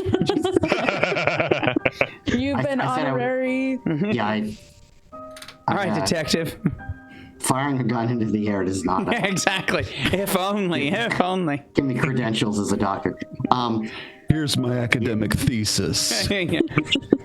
Yeah, I think at this point, Mallory is just kind of lighting up another cigarette and looking down contemplatively into the I couldn't remember if there's snow.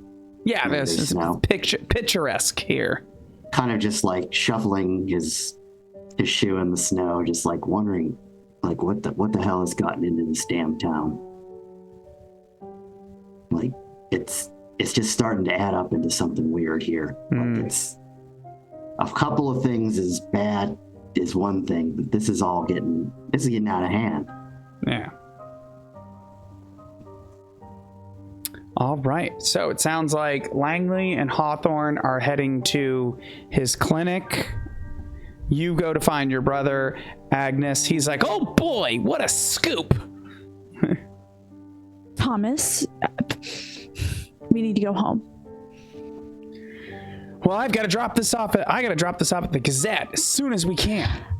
We're going home. All right, give me an intimidate check to see if you can intimidate your little brother. He wants to make it big. Yeah, he's Johnny on the spot. Mm-hmm.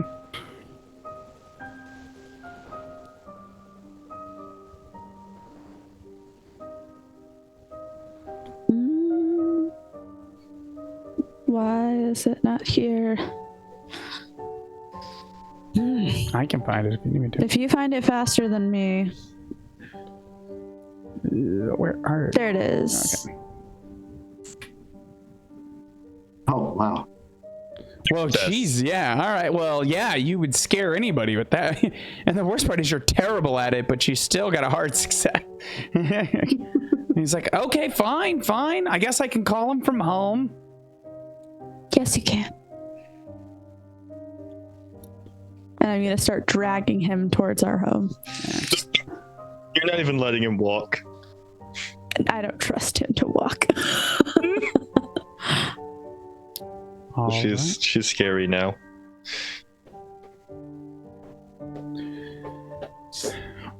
So, Detective Mallory, as everyone's beginning to disperse, you will see Officer Mullen having a conversation with Edwin Drake. You can't hear it because it's too far away, but then Drake will nod, and he will gather up the choir, and they will disperse to wherever it is they're going. So Mullen starts walking over to you. He's like, crazy night, like I told you. Yeah, what did he give a statement or? I just checked on him to see if anybody else was feeling up and strange, like what happened to the poor Mallory girl. Excuse me, Mallory's last name is what is it? It's there. Maggie. O'Connell. Okay, that's right. Jesus, too many M names. Maggie O'Connell. I was seeing if the O'Connell girl, if anybody else is, feeling like that. Maybe have the doc check them out. Were they, or they're just... Nice. It seems like everybody's okay. So, but that Thomas, though, man, he was real protective, huh, wasn't he? Yeah. Yeah, hey, Mullen. Yeah. I heard something weird about you. Oh, really? Yeah, have you been on the wrong side of town lately? I'm a cop. I'm always on the wrong side of town when I'm paid to be. Right, but you've been talking to somebody recently. I'm not sure what you mean, detective. Like some you've been working the street gangs? Well, when the boys get out of hand, always trying to, get something from the Italian club, the bootleggers. That's how they start out. They start out in the gangs, a bunch of teenagers causing trouble. Right. Yeah. Anything interesting there, or? Well, but I'm sure we know, booze is coming in whether anybody likes it or not. I would say as long as it doesn't cause any problems, but this don't look like booze. He says, kind of looking at the, because the festive area has definitely been messed up a bit. Right. So, if you've been talking to them over there, they bring anything in that's like not booze? Not that I know about. Why? You think they might be doing something? You think they're behind this? I don't know. Is there anything even to it, or is it just people being a little it's all holiday a little weird, stressed? isn't it? Well, I'd like to just push it under the rug, but we've all had holiday stress. You have it every year, but this year seems a little odd, don't it? Mm-hmm. Definitely seems like everybody's got an axe to grind with someone. That's crazy. We had the Graves Eye the other day, Raven. You should have seen old man Tallahassee just, he was starting fights. Everybody's just... Old man Tallahassee. Yeah, everybody's real quick to go to fisticuffs nowadays. Right. Well, if you see anything from the Italians. Well, looks like we have our work cut out for us in the morning. Tomorrow's Christmas Eve, after all. Hopefully things will calm down. Everybody be at home. Last minute shopping, most of you getting. Yep. Well, we'll see.